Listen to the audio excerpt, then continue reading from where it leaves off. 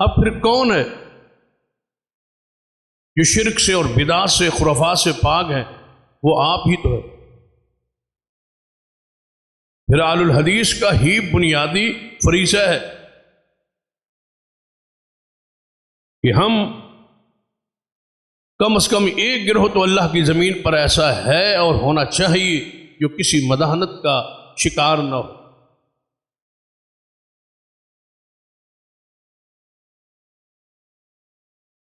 جب آپ اللہ کی حجت ہے، نشانی ہے،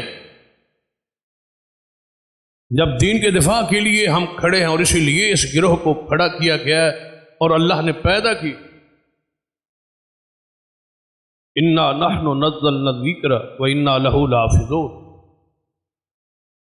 دین کی حفاظت کے لیے اللہ نے آپ کا انتخاب کیا۔ اس کے علاوہ بتائیں اگر اور کون لوگ ہیں، کون سا طبقہ ہے جو دین کے دفاع کے لیے کھڑا ہے یا دین کی حفاظت کے لیے کھڑا ہے؟ سارے مسالک تو نقب لگا رہے، اس میں سوراخ کر رہے، دین کو کمزور کر رہے، بدعات کو مضبوط کر رہے، دین کے لیے غیرت جو ہے اس کو مٹا رہے، ختم کر رہے، بدعات پر پیسہ خرچ کر رہے۔ وہ تو ہے فقد آن علی ہدم الدین، دین کو گرانے میں اہل بدعت کے بارے میں تو رسول اللہ کی حدیث ہے، جو اہل بدعت کی عزت کرتا ہے وہ دین کو گرانے میں تعاون کرتا ہے۔ اہل بدعت تو بخود اس جرم کے، اس گناہ کے مجرم ہے، وہ تو دین کو گرا رہے،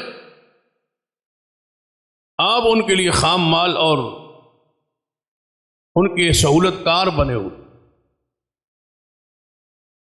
اہل بدعت کے سہولت کار بننا دین کو گرانا ہے۔ من آوى محدثا، رسول اللہ صلی اللہ علیہ وسلم نے کیا فرمایا تھا؟ لعن اللہ من آوى محدثا، لعنت ہو اللہ کے اس شخص پر جو بدعتی کو جگہ دے، پناہ دے،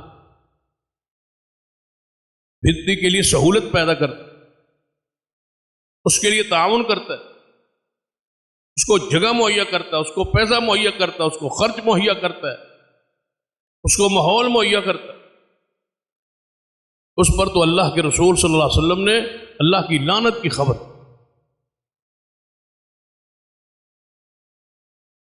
پھر اس حدیث جس کی تشریح میں ہم چل رہے، من رأى منکم منکرا فلیغیر بیدہ، کی حیثیت کیا رہ جائے گی کہ جو تم میں سے برائی کو دیکھتا ہے اس کو ہاتھ سے روک۔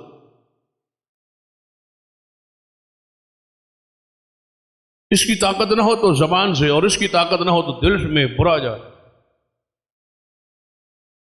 اگر یہ کیفیت بھی نہ ہو تو پھر سمجھے کہ ایمان نہیں ہے، دل میں برا جاننا یہ کمزور ترین ایمان ہے۔ ہمارے کیفیت تو اس سے بھی آگے ہی جا چکی، برداشت کرنے والے۔ ہماری ذمہ داری تو رد کرنا تھا، روکنا تھا، ٹوکنا تھا، مٹانا تھا،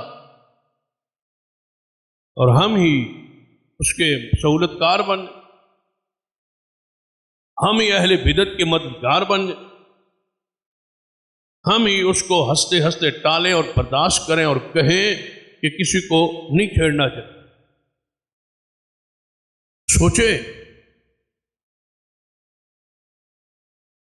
کہ ہماری حیثیت کیا ہے، ہمارا درجہ کیا ہے، ہمارا مقام کیا ہے، ہم آئے کس لیے اور کر کیا رہے۔ کیا آپ تنہائی میں بیٹھ کے یہ سوچا نہیں کرتے کہ ہم ہی تو ہیں جن کے عقیدے میں شرک اور بدعات نہیں ہیں، اللہ کا ہم پر فضل۔ اس برے ترین ماحول میں اللہ نے ہمیں توحید اور سنت کا مسلک اور منہج اور عقیدہ بخشا، وگرنہ فتنے تو تسبیح کے دانے جیسے تسبیح ٹوٹتی ہے اس طرح ٹوٹ کے گر رہے۔ اگر ہم ان سارے فتنوں کے دور میں آج بھی اس مسلک اور منہج پر قائم ہیں جس پر رسول اللہ اور صحابہ کرام تھے، اس سے بڑی سعادت اور کیا ہو۔ پھر ہمارا کام تو سونا نہیں، ہمارا کام تو اپنی حیثیت اور مقام اور درجے کو پہچان. آپ اپنے لیے نہیں ہیں، اخرجت للناس ہیں، لوگوں کے لیے.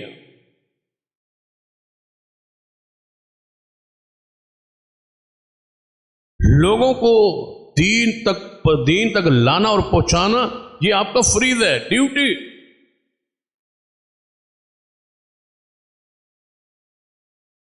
یعنی ہم خود تو نماز کے لیے آئیں، دوسروں کو ترغیب نہ دیں. ہم خود جمعے کے لیے آئیں، دوسروں کو ساتھ نہ لائیں. کاروباری تعلق رکھیں، خوشی غمی کا تعلق رکھیں، آنے جانے کے تعلقات رکھیں، کھانے پینے کے تعلقات رکھیں. صرف اسلام ہی ایسا ٹھکانہ ہے، اس کا تعلق درمیان میں نہیں آنے. اس کو بٹھانے لانے سمجھانے کے لیے تیار نہیں. وگرنہ اگر ہر بندہ تہیا کر کہ میں نے ایک شخص کو ہر جمعے پر نئے شخص کو ساتھ لانا ہے اور سمجھانا ہے، اس کو دعوت دی، تو چند سالوں میں حالت کیفیت کیا تبدیل نہیں ہو سکتی؟ ان 7 دن آپ صرف ایک بندے کو قائل کر کے لانے کے لیے تیار نہیں ہے، تو پھر آپ دکان میں مصروف ہے نا، کاروبار میں مصروف ہے نا. اس مسلک اور اس منہج اور رسول اللہ کی محبت، اس کا تقاضا جو تھا اس کو تو پورا نہیں کیا. اس کا مطلب ہے کہ آپ کھانے اور کمانے کے لیے دنیا میں آئے. قرآن تو اس کی نفی کرتا ہے. صرف کھانے اور دنیا میں رہنے اور بچے پیدا کرنے کے لیے، یہ تو حیوان بھی کرتے، جانور بھی کرتے. وہ کون سا وصف ہے جو ان سے تمہیں الگ اور تمیز پیدا کرتا ہے؟ وہی عبادت ہے، یہی دین ہے. کیا ان کے بچے نہیں؟ جانوروں کے، درندوں کے نہیں؟ جانوروں سے شاید آپ کو سمجھ نہ آئے، درندوں کے بھی نہیں. نجس ترین جو جانور ہیں، درندے ہیں، ان کے کیا بچے نہیں؟ اور وہ اپنے بچوں کو پالتے نہیں، دشمن سجن کی پہچان میں وہ نہیں دیتے، اپنے بچوں کے منہ میں آ کے دانا وہ داخل نہیں کرتے، کھلاتے نہیں ہیں، پلاتے نہیں. بھائی جس کام پہ آپ مصروف ہے اور خوش ہے، مطمئن ہے، یہ تو صرف جانوروں کا کام ہے. خواہشات ان کو بھی ہیں، پوری وہ بھی کرتے.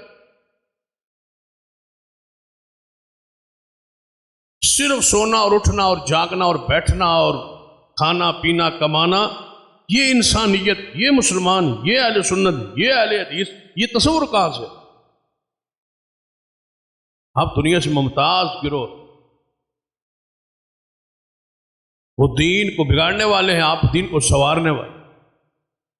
اور آپ عادل اور ثابت لوگ ہیں جنہوں نے دین کو اصلی صورت میں رکھا ہے اور قیامت تک اصلی صورت میں رکھنا ہے.